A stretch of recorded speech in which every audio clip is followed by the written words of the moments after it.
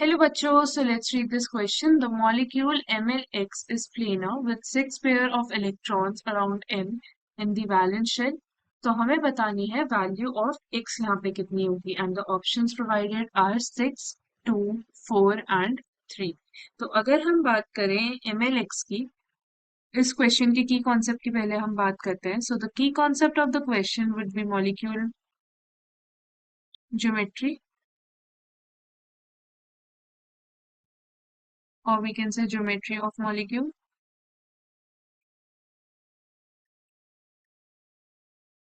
हमें दिया हुआ है कंपाउंड या फिर हम कह सकते हैं molecule MlX.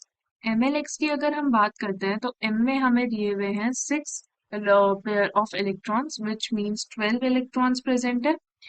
If we talk about our molecule, it is given that it is planar in structure. तो square planar या फिर planar है वो structure में.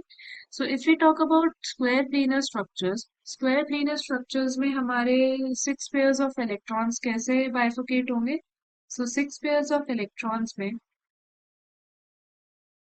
हमारे 4 bond pairs होंगे, 4 bond pairs होंगे and 2 हमारे electrons होंगे lone pairs के. Then only it will form a square planar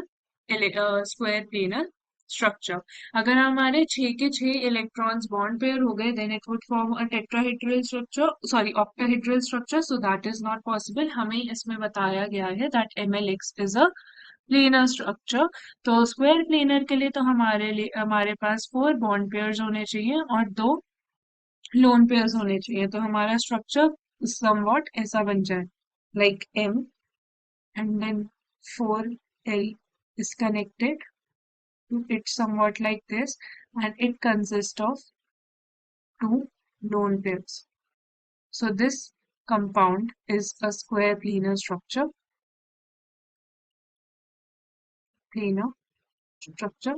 That's why we can say हमारे पास 4 हमारे पास x की वैल्यू आ जाती है 4, बिकॉज दैट अगर हमारे पास L4 होंगे तभी हम M के अराउंड उसे अरेंज करके along with the lone pairs we can form a square planar structure. तो अगर हम ऑक्टाहेड्रल ज्योमेट्री की बात करें, ऑक्टाहेड्रल ज्योमेट्री में हमारे 6 पेयर्स ऑफ इलेक्ट्रॉन्स होते हैं, राइट. तो 6 पेयर्स ऑफ इलेक्ट्रॉन्स अगर होते हैं वो सारे पेयर्स ऑफ इलेक्ट्रॉन्स हमारे बॉन्ड पेयर ही फॉर्म कर रहे होते हैं. पर अगर हमें मॉलिक्यूलर स्ट्रक्चर को प्लेनर बनाना है तो हमारे को लोन पेयर्स की भी जरूरत होती है जो कि सेम प्लेन में लाई करें. So we can say that the planar shape implies the presence of lone pairs, making the molecule in a square planar configuration. अगर ऑक्टाहेड्रल ज्योमेट्री है तो हमारे पास सारे के सारे बॉन्डिंग पेयर्स होंगे, whereas अगर स्क्वायर प्लेनर ज्योमेट्री है तो हमारे को प्रेजेंस ऑफ लोन पेयर्स भी जरूरी है. So this 4 will be the correct answer to the question. I hope you understood the question well. Best of luck.